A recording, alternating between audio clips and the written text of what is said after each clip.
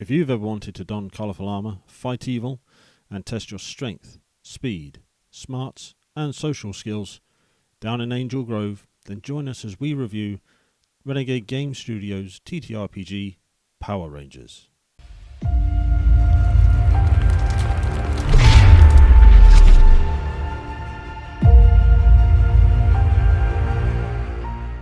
Hello and welcome to Fly Like a D6, a TTRPG review show from Snyder's Return. If you like what we do here, please hit that like and subscribe button and that notification bell so you can keep up to date when we release new reviews.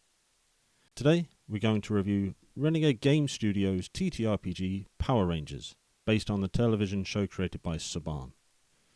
In Power Rangers, you take on the role of usually teenagers fighting against evil Lord Zed, General Rita Repulsa, in a fictional city based on the west coast of the United States, Angel Grove.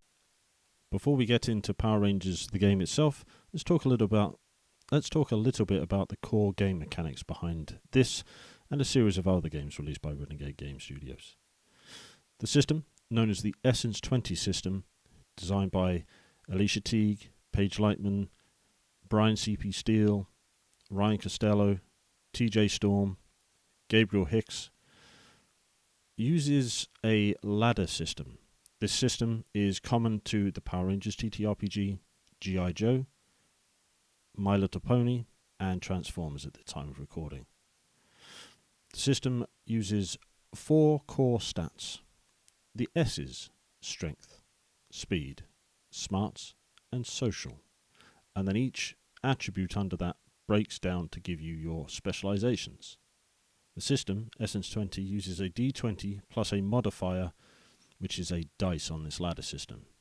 It includes all the dice, a D12, D10, D8, D6, D4, and a D2. And depending on what the modifier is, and if you are specialized in that skill, you will roll the appropriate modifier or each of the dice under that skill. You will then take the best result out of those rolls, and that will be your result moving forwards. The Power Rangers TTRPG book comes in at 262 pages. This includes character creation for most of the colours on the spectrum: red, blue, black, yellow, pink, green, and white. It also has all the origins, influences, and drawbacks your character may have. It also goes into what weapons are available. We'll go more into character creation shortly. To bring your Power Ranger to life and help build a group, it's important to have a session 0, chatting with your GM about everybody's expectations from the game, set those lines and veils using then calibration and safety tools. Once everybody is clear with where they stand with respect to what they want from the game, it's time to move on to character creation. In the Essence 20 system, each of the IPs I've mentioned before, G.I. Joe, Transformers, My Little Pony, and Power Rangers, which we're concentrating on today, use the same core principles, with nuances between each of the IPs to really help build those characters in the universes in which they exist. But as was described to me in my interview with both Brian C.P. Steele and Ryan Costello, you can really have a toy box approach, not a toolbox approach with these systems, as they mesh so well together. The character creation process is as follows. You want to have a concept. You want to know who your ranger is and what they want to become and what they want to achieve. And this is built into the character sheet and really allows the player and the GM to help build the story around that particular ranger and the group itself. After you have your initial concept, you then want to understand your origin. Your origin opens up the game and determines who you were before you became a Power Ranger. This helps both yourself and the GM help build that world around you and the group, allowing to potentially thread elements together so you can have a cohesive and enjoyable gaming experience at the table. Once you know who you were, it's now time to look to who you are to become. You choose your role. Choosing your role determines which colour on the spectrum you choose to become. This includes the Red Ranger, the Blue Ranger, the Black Ranger, the Yellow Ranger, the Pink Ranger, the Green Ranger, and, as mentioned before, rules included to become or take on the traits of the White Ranger.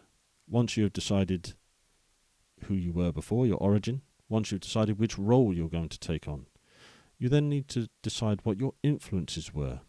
What has made you the way you are today?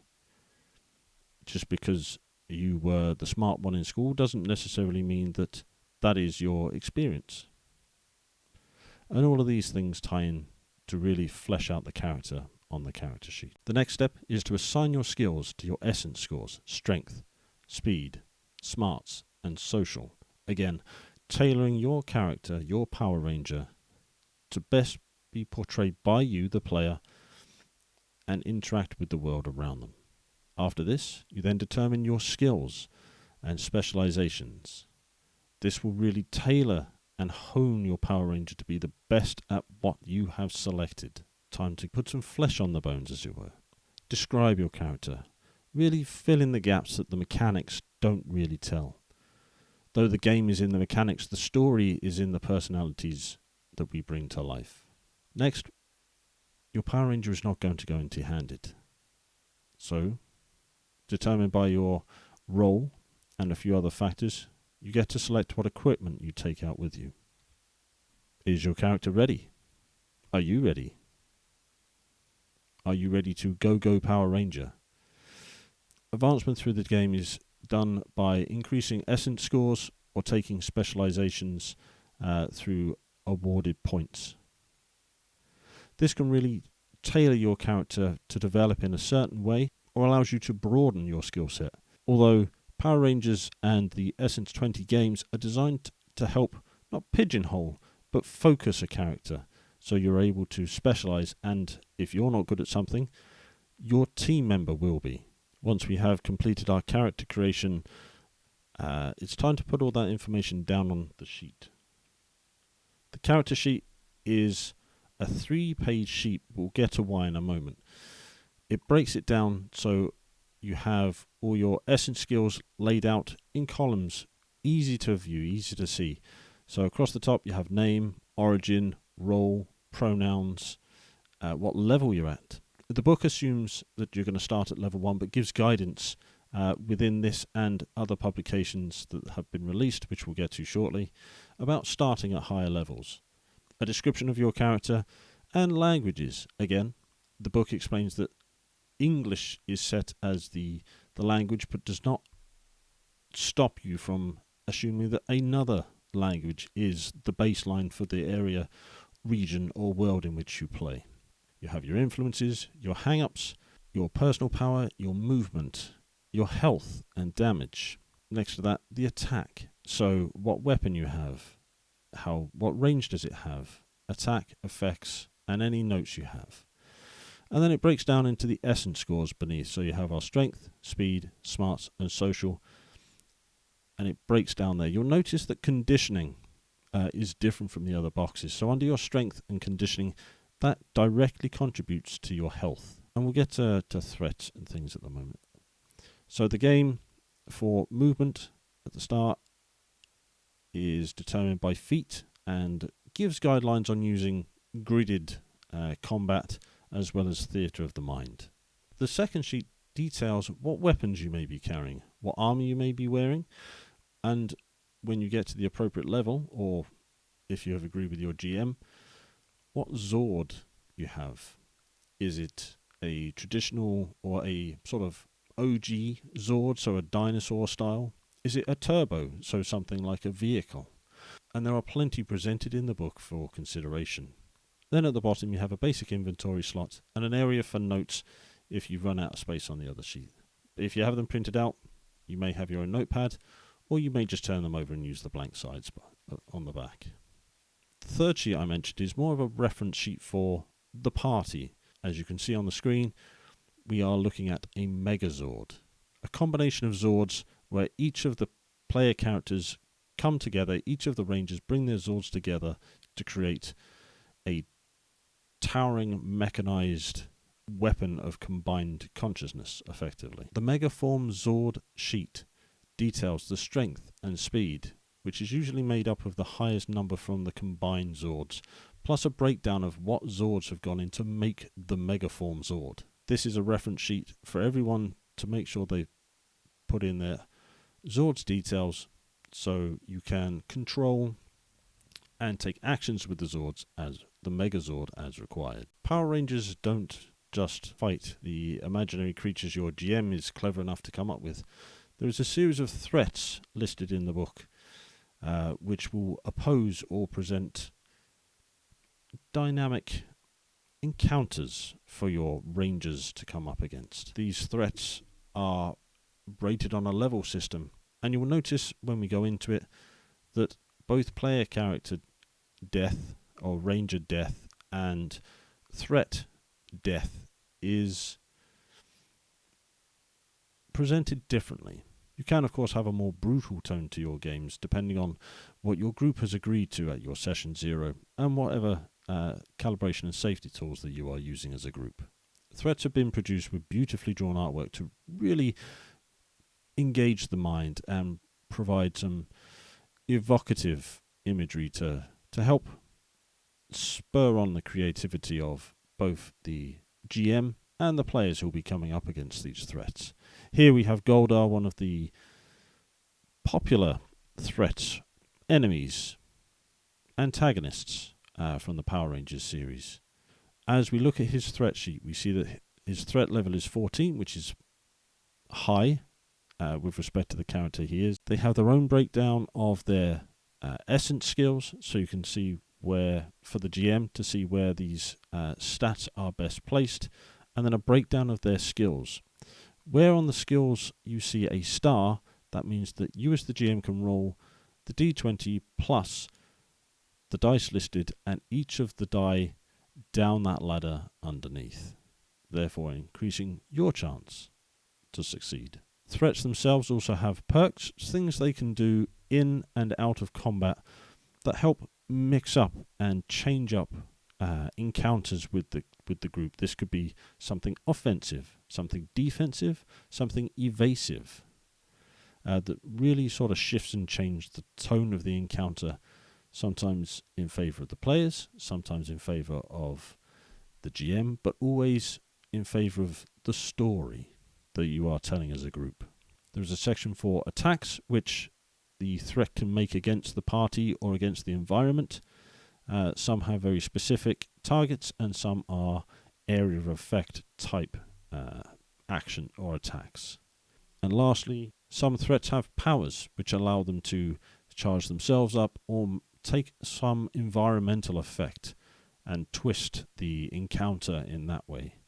And a lot of them have hang-ups as well, something which means that they will commit or run from an encounter, or maybe they will goad the player characters, the Rangers, into doing things. This instance, it is arrogant. So where Goldar believes that he is the best warrior, better than anybody else, any way of boosting that ego will give him an upshift. The game works with a series of upshifts and downshifts, which change which secondary dice you roll alongside your d20.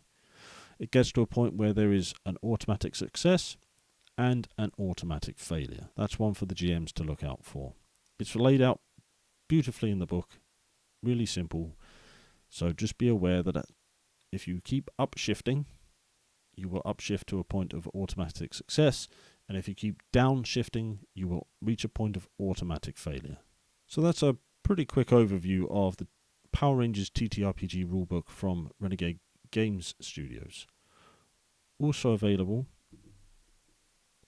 Adventures in Angel Grove. So this expands on the setting of Angel Grove, and again can be twisted and manipulated to suit the locale that you have selected for your Power Rangers game. It has new threats, new vehicles, new Zords. It has some fun adventures in there, including some very spicy ones, and so it's a great addition to your game. So here on the GM screen, beautiful artwork. We can see a Mega Form Zord taking on Rito Revolto in his grown form. One of the dangerous threats you can find within the core rulebook. So to have the core rulebook and this GM screen and really set that scene, it's an adventure that paints itself and creates itself for your players, your rangers to enjoy together. If you get the GM screen, it does come with this free adventure, Power Rangers, A Glutton for Punishment. Great little adventure. Comes free with the screen. Again, provides tips, games, a small battle map that you can either recreate or use out the book for Theatre of the Mind, and highly, highly recommended.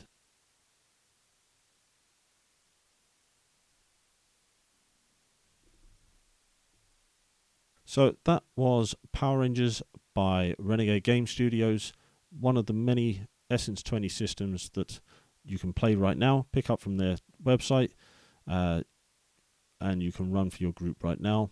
We will be going over Transformers and G.I. Joe and whatever else comes our way very soon.